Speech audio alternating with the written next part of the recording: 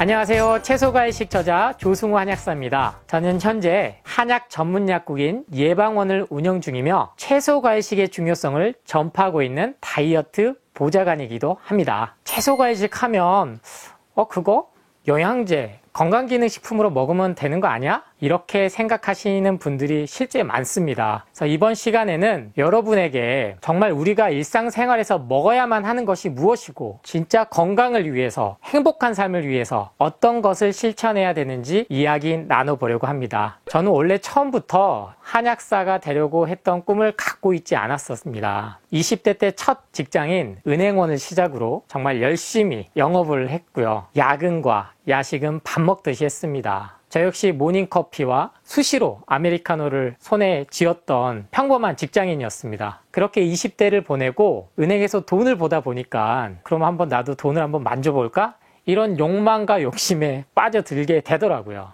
그래서 제가 선택한 사업이 바로 커피 사업이었습니다. 로부스타, 예가체프 여러 가지 제가 직접 맛보고 시음하고 로스팅까지 하면서 저만의 다이어트 커피를 개발하는 데 성공했습니다. 그렇게 승승장구하면서 커피 사업이 어느 정점에 이르러던 순간에 극심한 심장 통증을 느꼈습니다. 하지만 이전에 이미 몸에서는 신호를 주고 있었던 걸 제가 무시했던 거죠. 불면, 소화불량, 어지러움, 두통. 그럴 때마다 소화제와 진통제, 그리고 근육통이 있을 때마다 병원에 가서 스테로이드 주사를 맞으면서 지금은 내가 더 일에 집중해야 될 때라고 스스로를 세뇌시키고 합리화했던 겁니다. 관상동맥이 좁아져 있는 상태라는 걸 확인하고 여러 해 동안 고지혈증 약을 먹으면서 저는 또 다른 진단명을 얻게 됐습니다. 바로 섬유근통이죠. 고지혈증 약과 동맥경화 예방약을 먹었을 때 가장 대표적으로 오는 부작용 중 하나라는 것은 약대에 진학하고 나서야 알게 되었습니다. 이처럼 제 스스로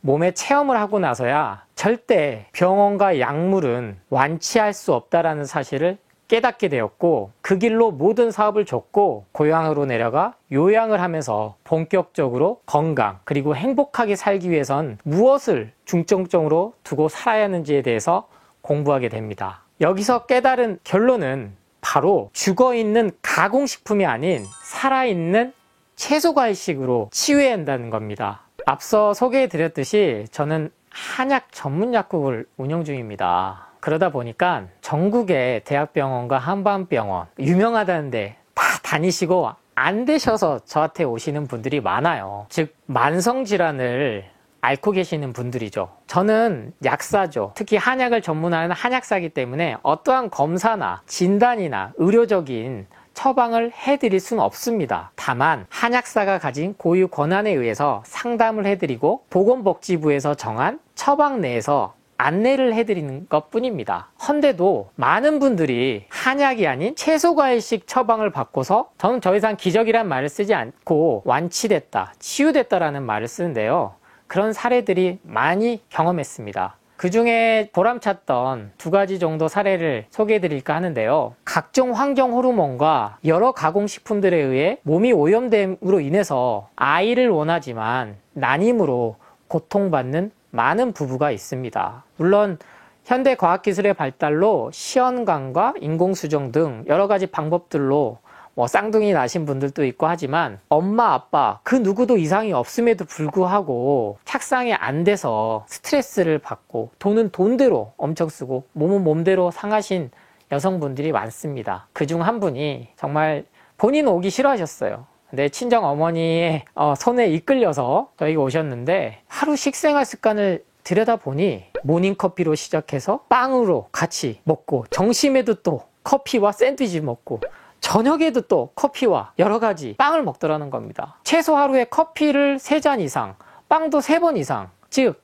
가공된 탄수화물 중독, 당 중독에 걸렸던 거죠. 커피는 몸을 산성화시킵니다. 캘리포니아 법원에서 스타벅스를 비롯한 커피 매장에 안내사항을 붙여놔라고까지 판결문이 나왔습니다. 하루 1잔 이상 먹지 말라고 한다는 얘기는 하루에 1잔도 몸에 좋지 않을 수 있다는 겁니다. 특히나 생명을 가져야 되는 여성의 몸에는 커피가 아주 치명적이라는 사실을 꼭 이해하셔야 되고요. 이러한 것을 상담자에게 충분히 설명을 했고 커피와 빵부터 끊고 채소과일식으로 바꾸겠습니다. 이미 기존에 유명하다는 한의원에서 한약을 많이 드셨기 때문에 이분께는 따로 한약 처방도 드리지 않았습니다. 3개월이 지나고 나서 임신 소식을 친정어머니께서 주셨고요. 몸 건강하게 아이를 낳았다고 감사 인사를 받았을 때 역시 자연의 섭리로 돌아가면 우리 인간의 몸은 회복된다는 것을 다시 한번 깨닫게 해준 사례였습니다.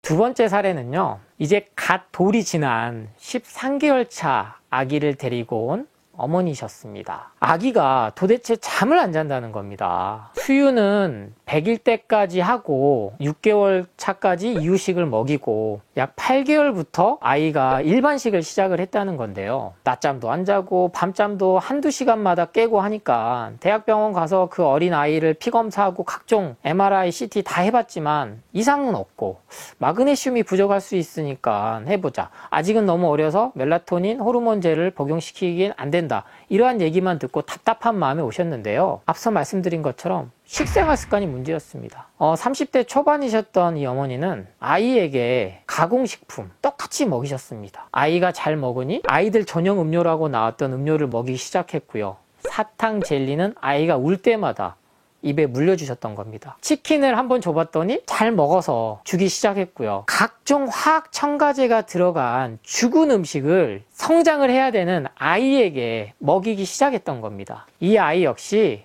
엄마에게 채소과일식으로 과일부터 갈아서 다시 이유식 준다 생각하시고 원래 36개월까지 아이는 엄마의 젖을 먹고도 됩니다. 헌데 많이들 지금은 분유와 우유를 먹고 있죠. 이 아이의 경우는 유제품조차도 다 끊게 했습니다. 유제품 역시 우리가 생각하는 것처럼 완벽한 식품이 아니기 때문이죠. 3개월이 지나서 이 아이는 더 이상 별다른 조치를 하지 않아도 주기가 잘 잡혀서 하루에 낮잠 2시간 자고 밤에 10시간을 잔다고 연락을 주셨습니다. 이처럼 우리 인간은 성장을 한창 해야 되는 아이나 그리고 성장이 다 멈춘 어른이나 매일 내가 어떤 것을 먹느냐에 따라서 그것이 쌓였을 때 현재의 내 모습이 결과물이 만들어진다는 사실을 아셔야 합니다. 당장에 몸이 아프다고 해서 통증이 있다고 해서 불편함이 있다고 해서 현재의 내 식생활 습관은 바꾸지 않고 병원에 가서 검사와 약에 의존하신다면 그만큼 우리 인간이 갖고 있는 자연 치유력이 나빠진다는 사실을